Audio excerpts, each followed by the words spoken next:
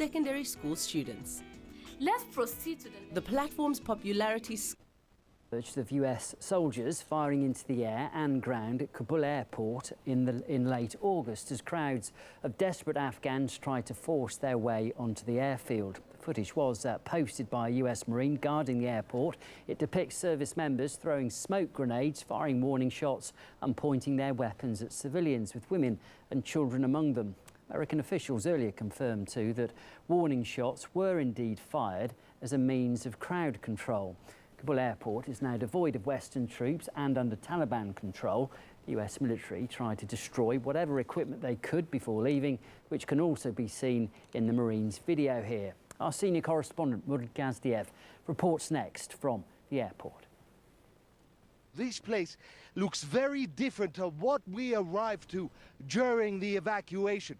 They're cleaning the place up. There's an enormous amount of work to do, what with all the vehicles, all the armaments, all the ammunition that was left behind by US and Allied forces as they retreated. As the barbed wire, there were walls of it as tall as a person. That is still being cleaned up, but as I said, there's a lot of work to do. This evacuation, that the Pentagon called the largest and most complex in history, left a whole lot of trash behind. Trash, wreckage and debris, the Taliban commander tells us. They destroyed 95% of equipment, stuff and systems. They destroyed everything, and they destroyed cars, airplanes, especially the military airplanes are destroyed 100%. We asked to see the airport, and once crammed into the back of a pickup truck, we got our wish. It was like a movie set, a disaster scene. Our first stop was the helicopter graveyard. All the helicopters, and there are a lot of them that were abandoned at Kabul airport, they have been sabotaged quite visibly. The wires have been cut, various electrical blocks removed and smashed, apparently, with a sledgehammer. Anything the Taliban or even Afghans could use, the Americans destroyed. And what they couldn't bring themselves to destroy, they let loose. Here are the dog crates that caused such a stir online.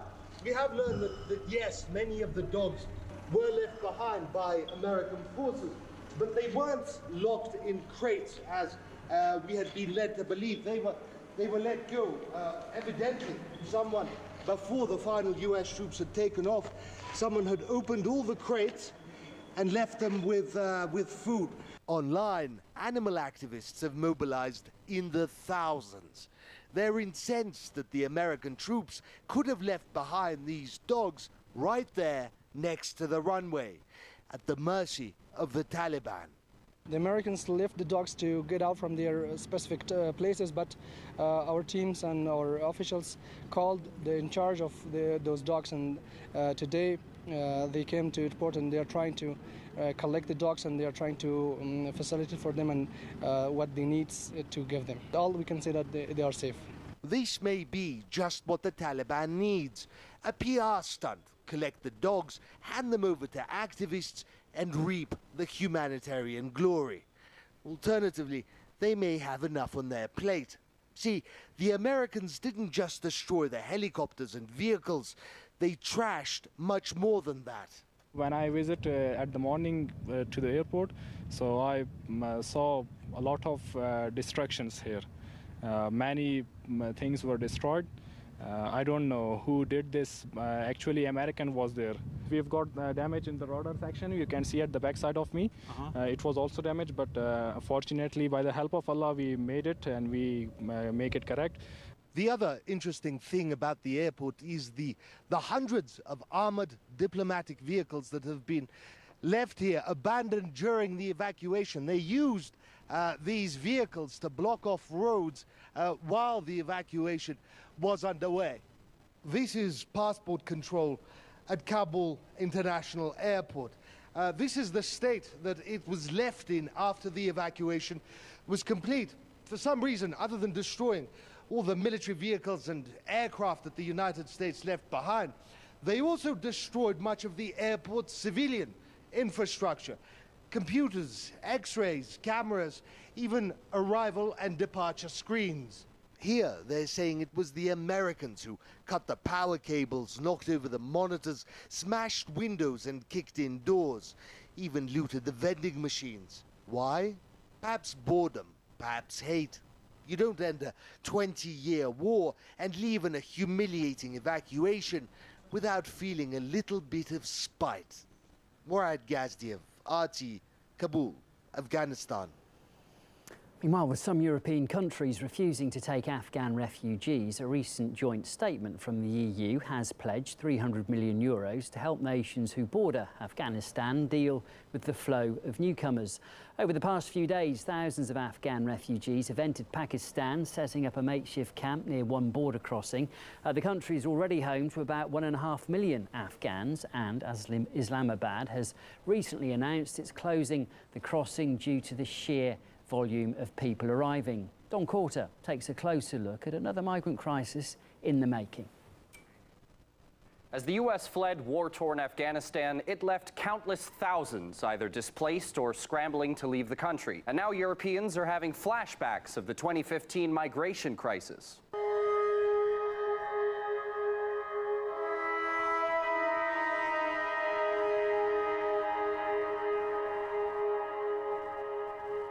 Based on lessons learned, the EU and its member states stand determined to act jointly to prevent the recurrence of uncontrolled large-scale illegal migration movements faced in the past. Appropriate security checks should be carried out, including through the full use of relevant EU databases, as well as registration in Eurodac. This time, though, Brussels is ready to buy out Afghanistan's neighbors, as long as they're the ones willing to bear the brunt of the refugee influx.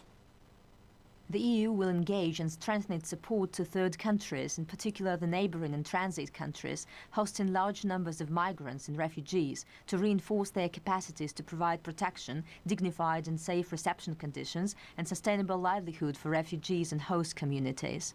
Some EU countries like Austria, Poland and Hungary have flat out refused to accept any new migrants, while Germany has sent its Foreign Minister Heiko Maas to plead with the Middle East and Central Asia.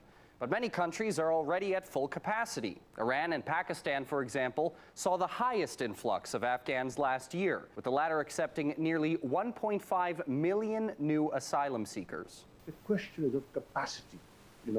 Can we absorb more refugees is what needs to be understood. It's no wonder Islamabad is not looking for any more. Overall, Pakistan would not support massive influx of refugees to Pakistan. Already Pakistan and Iran have millions of refugees. This is a burden on Pakistan's resources because the international community is not forthcoming, and it has also created socio-economic problems in Pakistan during the past 4 decades. Same is true about Iran. The main question is why these refugees are to go to Iran or Pakistan only. Why not the rest of the world, especially the developed world or the European Union or the United States should accept those refugees. In 2020, Tehran also accepted a whopping 780,000 refugees, despite crippling sanctions. While this year, thousands more are expected. It's not like the country is getting much in the way of international aid either. Now, the financial assistance provided by the UN and the European Union, etc., they are welcome, of course, but they provide very little compared to what it will actually cost for the government to host these people. Well, Iran already has an Afghan refugee population of around 1 million, with a total of over 2 million Afghanis currently living in Iran. So Iran is already hosting a very large Afghan population. And because of the current American sanctions on Iran, the Iranian economy is not doing very well. And I think having further refugees in Iran is going to be very problematic for the government. You could also count Turkey on the list of migrant-overloaded countries. Back in 2016, Europe provided Ankara assistance to stem the flow of Europe-bound migrants. And to this day, 3.7 million Syrian refugees and around 300,000 Afghans remain. As Turkey, we have sufficiently carried out our moral and humanitarian responsibilities regarding migration. It is out of the question for us to take an additional refugee burden. Another regional player, Tajikistan, has agreed to accept some refugees temporarily, while Uzbekistan has completely closed its borders to them. So as the West wraps up its costly and arguably pointless 20-year conflict, it seems like they're expecting others to clean up the mess it left behind. They have meddled with Afghanistan. They have ruined their security, and they left the Afghans unstable. They left them in a way that they rather were sure that there would be a war and instability in the country, and they don't care about the problems that they have caused. The U.S. should not be allowed to escape the prices.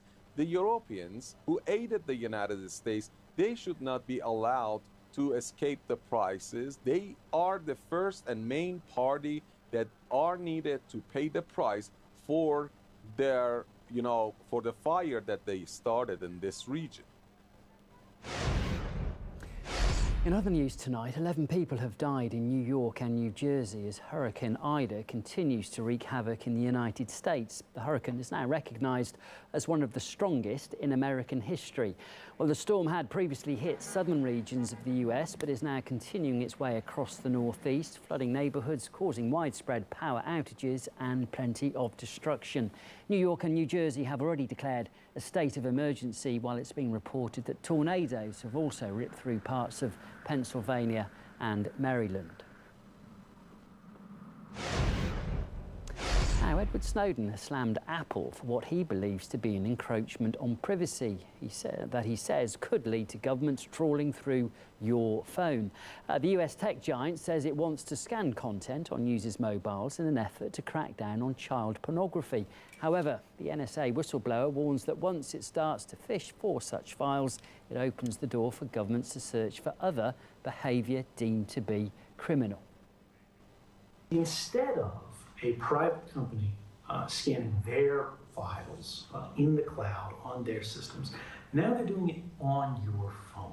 They've taken away that separation between what they own and what you own. And now they're telling your device what to look for. Once they say, you can't have this file on your phone, and we developed a system to detect it, they can't decide in the future what kind of files will be searched for. It's no longer a company question, it's a government question. Well, in an interview with Russian media there, Snowden also discussed the results of the US intervention in Afghanistan and burst into laughter too when asked if he thinks he'll win the Nobel Peace Prize. Snowden has been nominated with Julian Assange and Chelsea Manning for the 2021 accolade. You can read more about it at RT.com.